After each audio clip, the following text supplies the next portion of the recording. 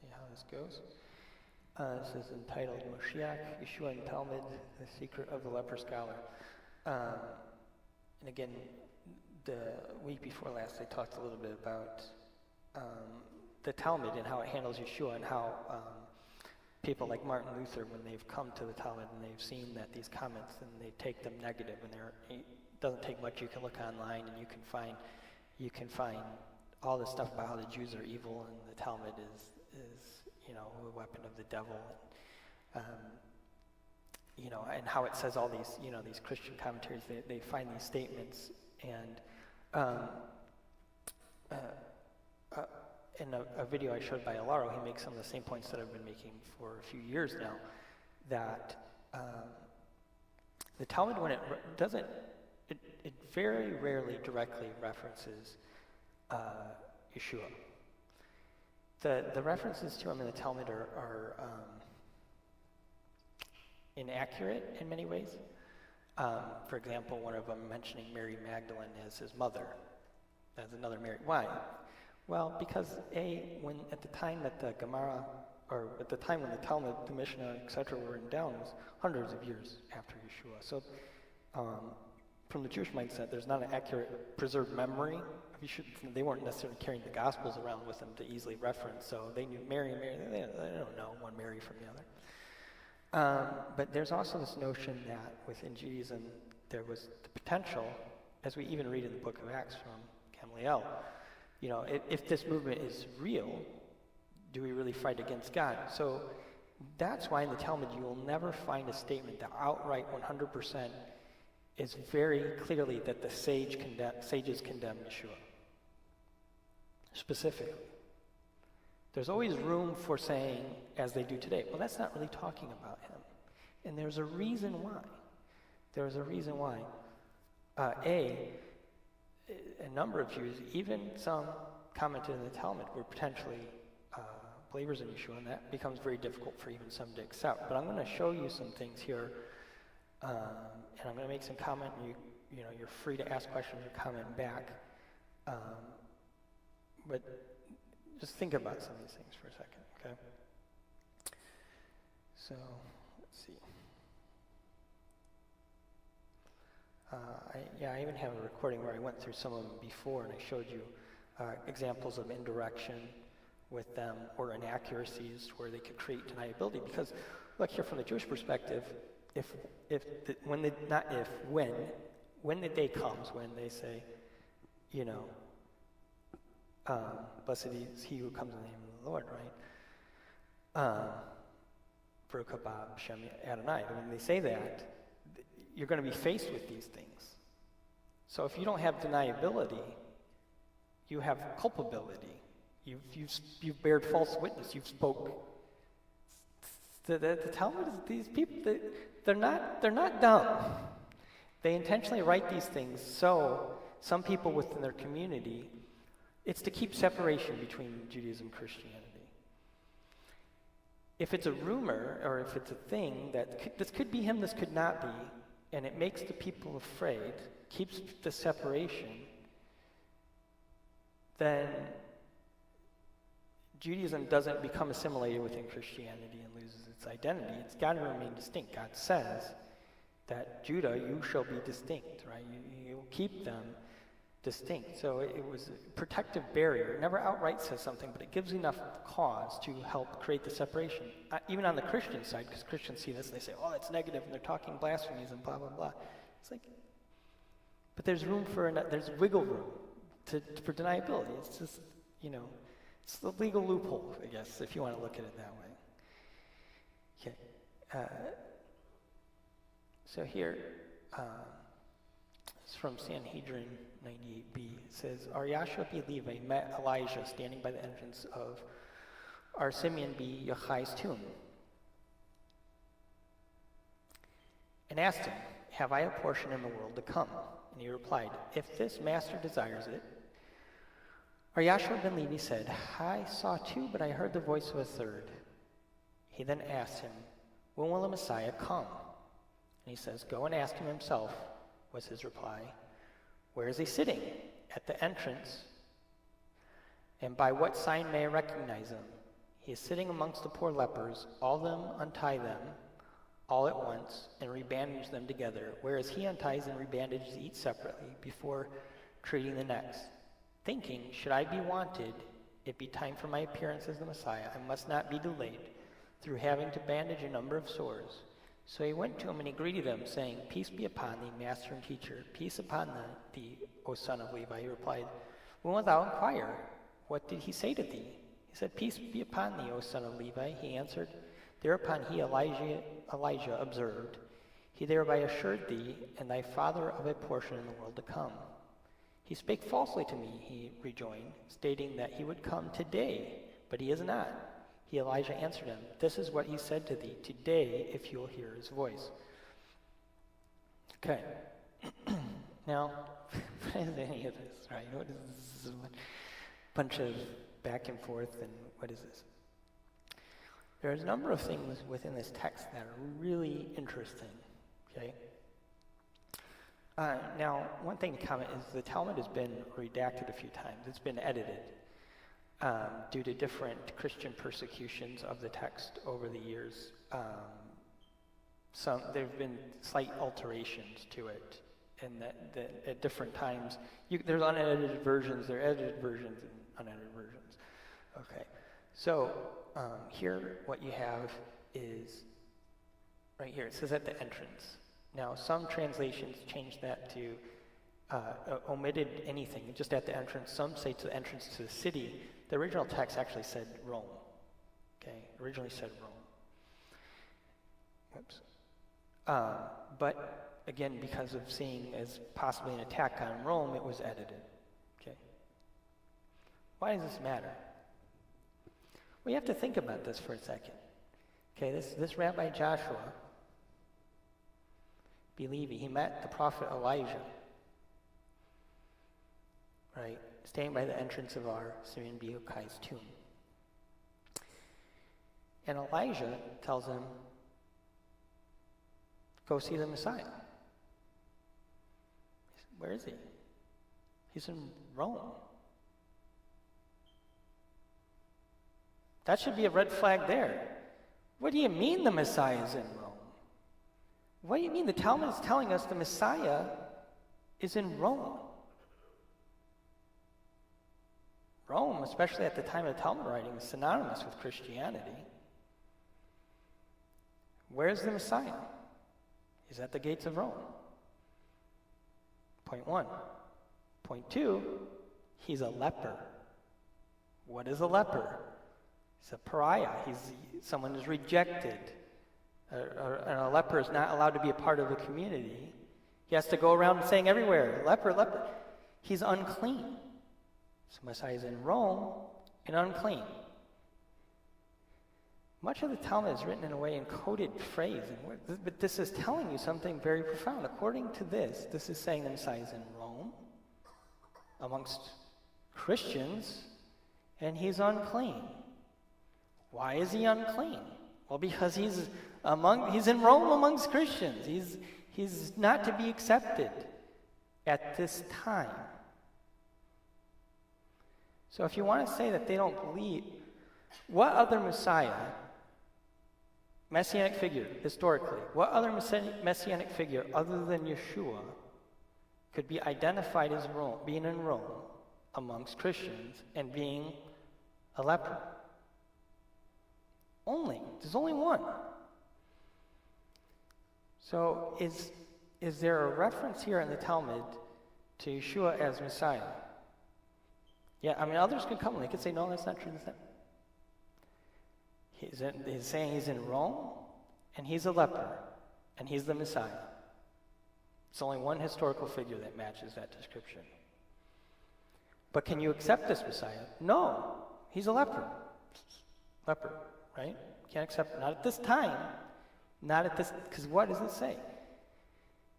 Not at this time.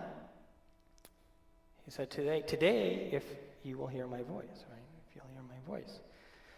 So there's an implication here, too, that there's an issue on Israel's hand. Why isn't he back? Why isn't he there? Well, because today, maybe they're not hearing his voice. Okay? The other thing is what does he do, right? So he's a leper, and everybody else unties all their bandages all at once, and so they're going to be stuck in this position of having to wrap all the bandages all the time to go through. But the Moshiach, he takes one bandage off, replaces one bandage at a time, so he's perpetually ready. In other words, the time is imminent any time. Okay? There's some really, really fascinating stuff here, even with the notion of him being a leper. Okay? We'll come back. So, Sanhedrin 97a says this: "It's been taught by our Nehemiah said, in the generation of Messiah's coming, impudence will increase, esteem be perverted, the vine yield its fruit, yet shall wine be dear, and the kingdom shall be converted to heresy, with none to rebuke them." This supports our Isaac, who said, "The Son of David will not come until the whole world is converted to the belief of the heretics." Rabbi said, what verse proves this? "It is all turned white. He is clean." Wait a minute. So another rabbinic view is the whole world must be converted to the belief of the heretics. Who are the heretics? These are the Romans. These is Christendom. Again, this is another reference to Christendom. Okay? The Son of David will not come, Moshiach ben David will not come until the whole world, this is a rabbinic view, this is the Talmud, until the whole world become converted to the belief of the heretics, which is very close to the time we're in now. I mean, you could include Islam in that if you want to. Okay? He says, what verse proves this? This is 97a. This precedes 98b. Okay? What if there's a Torah principle at play? What does he mean, it is all turned white? Leprosy is associated with again, something that's rejected, heathendom, the idea, separation, uncleanness. Heathendom is associated with uncleanness. Leviticus 13:12-13 says this: "If a leprosy break out abroad in the skin, and the leprosy cover all of the skin of him that hath the plague from his head even to his foot, wheresoever the priest looketh, then the priest shall consider, and behold, if the lepers have covered all his flesh, he is pronounced him clean that hath the plague. It is all turned white, he is clean." In other words, a leprous person, if it covers his whole body, he's no longer unclean. If it only affects portions of his skin, it can affect 80%, 90%, 99%. The moment it affects 100% of his body, he has the plague, but he's considered clean. On account of this verse, this notion, again, that we have this notion of Moshiach, okay, that there's this notion that there's a point when his leprosy is complete. The whole of it is subsumed, and at that point he could be considered clean. It's no wonder we live in a day and age where you see the rise of different groups, Hebrew roots, Messianic Judaism. You have people like Ariel Cohen, who's able to step forward and feel confident with saying, and not deny any realm of orthodoxy within Judaism, and say, I believe Yeshua is the Moshiach. Why? Well, this is Hashem, right? This is the realm of God. And it would seem that we're reaching this point, perhaps, where his leprosy is complete. And they can say that he's clean. They can accept him.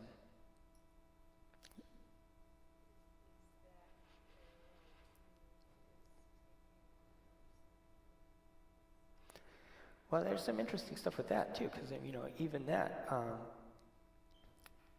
don't really have time to expand this as much as I would like to, but we read through the prophets, right? Though your sins be as red as crimson, they shall be white, right?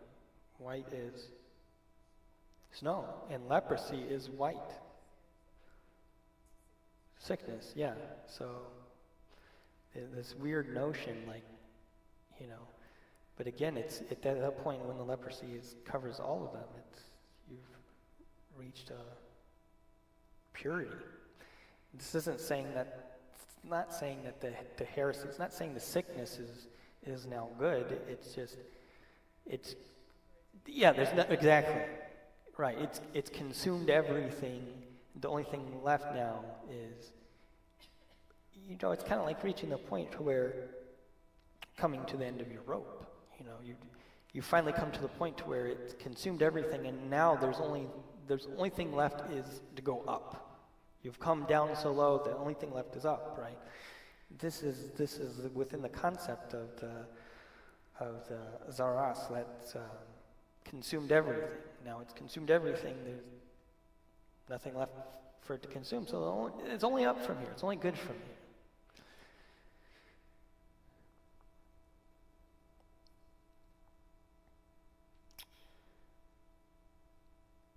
So within this,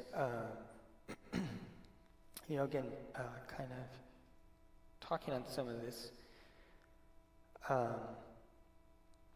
also here in the Talmud, around the same area, I think this is 98, I should have put the citation, this is also 98, talks about different names of Moshiach, right?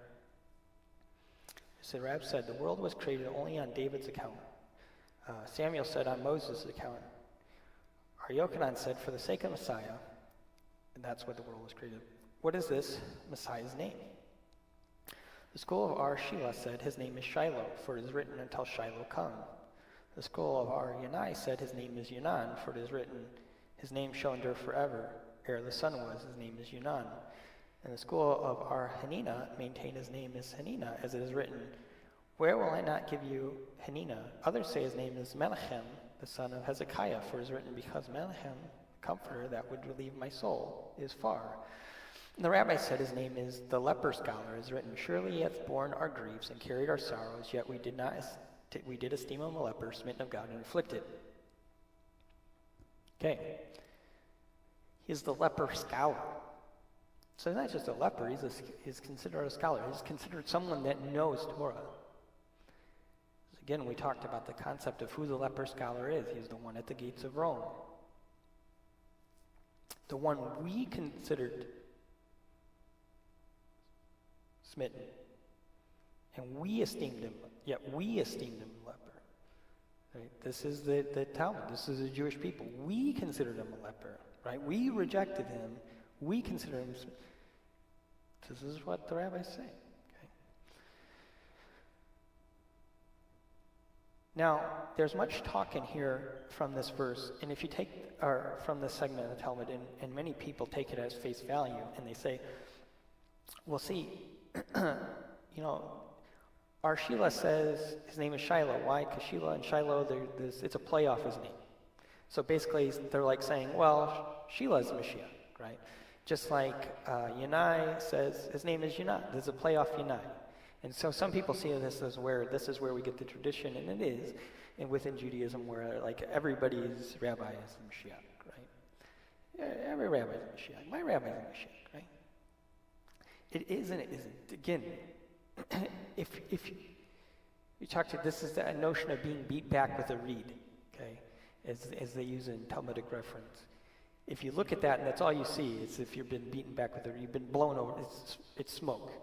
You're seeing, but you're not seeing. You're hearing, and you're not hearing, right? Like Yeshua says, you have to see with your eyes. You have to hear with your ears, because when you do, what I'm going to show you becomes more apparent.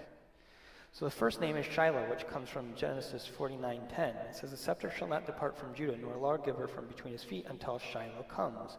Until him shall the gathering of the people be. Some really fascinating stuff here with this verse. I think I should probably jump out to word search to show you. Beyond the fact that we know this, we take this as a messianic reference because of the until Shiloh come, Yavo Shiloh has a gematria value of 358. Moshiach has a gematria value of 358. So by using gematria, we can see that who is the Shiloh to come? It's Moshiach, right? We can do that, and that's simple. Shiloh, the word Shiloh begins with a shin. That's what's important about this, okay? Shin. So I have it there on the screen, shin. The other thing here, real quickly, let me throw a word search on the screen. It's Genesis 49:10.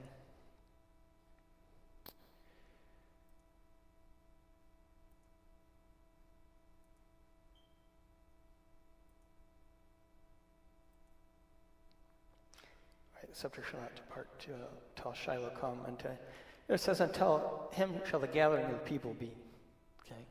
That's how a lot of English translations do. It's not necessarily incorrect. Gathering of the people be. But that's the part that's kind of important, because when we look at this in the context not of itself, but the whole of Scripture, this implication here is Moshiach, that comes from Judah, shall gather the people, the exiles, right? Everybody. Shall the people be. That, principally speaking, we're talking about Am Israel. The people is Am. Principally what we're talking about, Am Israel. But, again, within that context, we have from the prophets the notion that Moshiach shall be a banner to the nations, the Goyim, and they shall seek God, which means they'll cease to be heathens, they'll come out of the heathendom. And again, it goes back to where we talked about the gear, how the gear was a process of that. A whole other topic. But anyway, I'll show you interlinear here. The word gathering is actually obedience, but it can be gathering to obey. Right? So unto him shall the obedience be. Right? So again, at the core here, from a perspective, we're not talking about just believing in something. This Shiloh, this Moshiach is when you obey, not just believe in. This is one who you obey. This is who obedience belongs. The people are gathering theoretically from the Scriptures. The purpose is to obey him.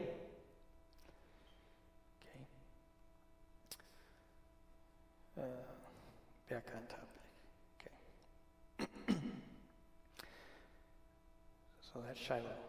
The next name is Yunan, and it comes from Psalm 72:17. His name shall endure, Yanai, forever. His name shall be continued, Yunan, as long as the sun and men shall be blessed in him, and all nations shall call him blessed. Notice the theme here? Shiloh they shall gather. Here, Yunan. They, all men, all nations, the Goyim even, shall call him blessed. Okay? The one who is at the gates of Rome. The continued is Yunan, and it means to endure, perpetuate, to continue. And it's Yod. Jeremiah says, therefore will I cast you out of the land, right? This is Hanina. Out of this land into a land that you know not, right? The exile. Neither ye nor your fathers shall you serve other gods day and night, where I will not show you favor. Favor is Hanai. Hanina. Yeah, that's Israel. So here we have talking about gathering, even the Goyim, and here we're talking about the exile, okay? And Hanina, it's Chet. Then the fourth name is Menachem, and it comes from Lamentations 1:16. For these things I weep my eye runneth down with water, because the Comforter that should relieve my soul is far from me. My children are desolate, because the enemy prevailed. As again reference to Israel, and that is Mem. Okay, Menachem means comforter, Mem. And a segue again here, real quick with that. Menachem, again talking about that process of Septuagint mapping.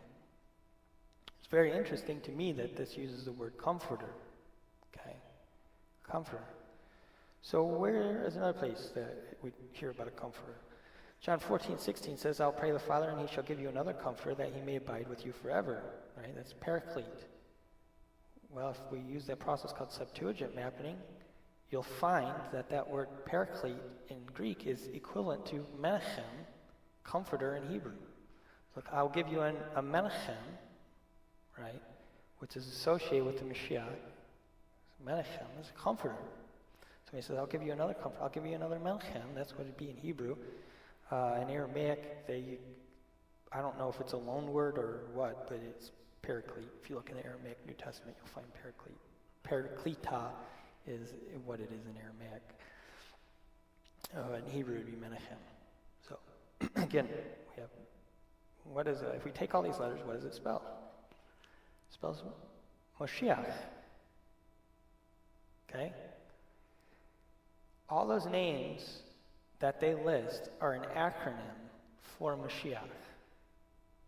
They all identify characteristics of Moshiach, and they conclude that Moshiach is the leper scholar, who we read is the one at the gates of Rome. This is very interesting to me. It's very interesting in my mind, here within the Talmud, this book that's anti-Yeshua, so on and so forth. Some yes, some no. A lot of things you can read it the way you want. You can come away negative and you can come away positive. But you look through here, you understand. Rabbis wrote this down, okay? From their perspective, they have to deal with Christianity. This Christianity is a paradox. Why is this Christianity risen? Why are we the tail? Why is it the head? From a natural perspective, why are we allowed to be persecuted by this? This should not be. You know, if this is a false Moshiach, why is he endured? He should be cast down. All others fail. But yet this is not a Moshiach. There's problems with this Moshiach. There's clear problems. Moshiach shouldn't endorse idolatry. Moshiach's supposed to draw people to godliness, to raise the Torah, the commandments. He's supposed to gather people. It's supposed to be world peace. How is this peace? But yet at the same time, how do you deal with this? You say, something's not right here. Key is, the fruit's not ripe. The key is that his leprosy is not complete. So perhaps, maybe, in time, we will have understanding, okay? So we have to be careful in our judgments. We have to be careful what we openly say. So a lot of times the Talmud says something inaccurate. It says he lived during a different time than he lived. Well, if the person we're talking about in the Talmud seems to fit Yeshua, but he lived 100 years before Yeshua, you could say, we weren't talking about him, right? But if you want to, you can say, oh no, they're really talking about him because it couldn't be anybody else. Well, that's yours. That's what you say. That's what you can never empirically, you can never 100% walk away with, yes, that's the point. That is 100%. If there is doubt, okay, that's why it's written that way. This is why these things that you have to see.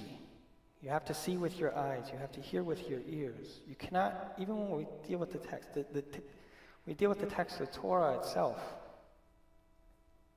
The plain meaning is important. The pshat is important. It's the key. You should not have interpretations that are spiritual that go against the direct meaning of the text. But if you take the plain meaning of the text alone, you don't understand it deeper within its context, within the greater context of the Torah. There's no life. It's death.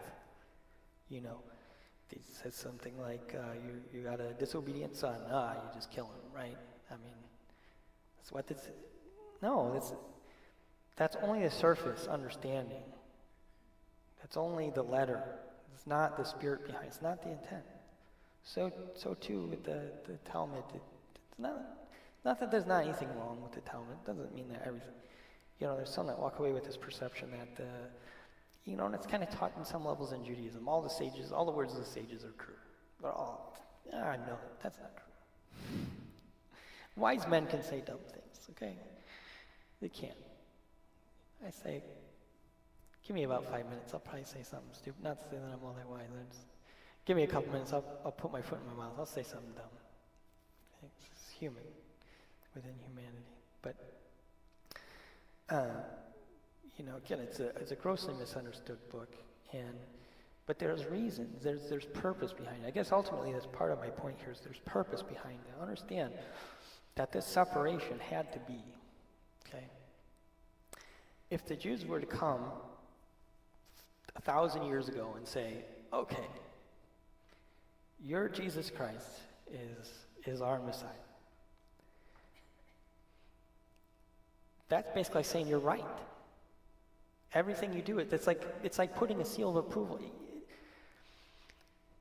And from a Jewish perspective, they find it very hard because of the gullus, because of the exile. It's very hard to be in somebody else's home and tell them everything they're doing is wrong. And usually it doesn't go over well. Usually doesn't, sometimes it's like, get out of my house. What do you mean? You don't like the way I do the dishes or whatever, It's difficult. This is why we live in a day and age where you have Christians, people who are from the home, coming to a perspective to where they can say, and we've had it, the Protestants halfway did it for a long time. Now, Protestants don't even know why they were objecting in the first place, But they kind of did it. But now you have a point, too, where you have people that feel comfortable enough to say, hey, this is wrong. This is idolatry. This is not godly. This is not right. Knock it off. Stop doing it. So that doesn't necessarily have to be, yes, the Jew is supposed to be a light to the nations. That's much easier to do from the outside rather than somebody's home, It's much easier on the outside to say, hey, look, you come to my home, I can tell you, or I can go out and I can talk to you. If you don't like it, I can go home. If I can't go home, if I have to live here, this could be not a good thing if I go around telling you everything all the time and you're going to just take me wrong and now I have to live here. This is not going to go well for me, okay? Yeah, because if you kick me out, where am I going to go? I can't go home.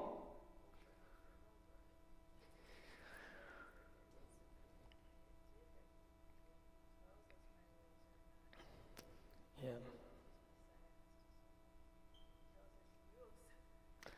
Yeah, I mean, this is part of the limited view within Christianity. It's like, oh, Messiah suffered on a cross. Messiah's suffering has not stopped, has not ceased. Just because he rose from the dead it's not ceased. We read this throughout the New Testament, and I buried the suffering of Messiah in my body. Present tense. We, as his servants, he tells us, servants are not greater than the master. If I suffer, guess what? You're going to suffer too. And as long as he is still suffering, we shall too. But, when he comes in glory, those who suffered alongside him will be raised in glory. These are the ideas. He's still suffering.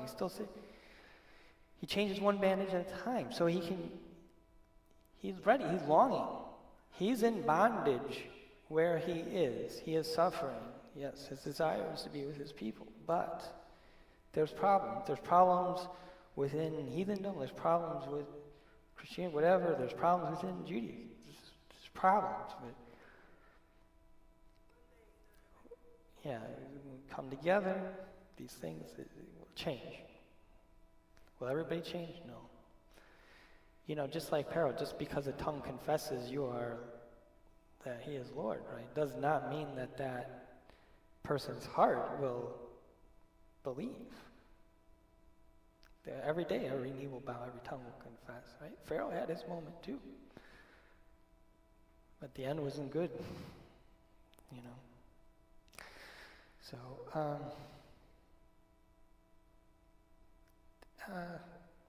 see, what time are we at? Yeah, I back out. There's a number of things that I could have taken that a few other directions. I think I'm just going to end that there.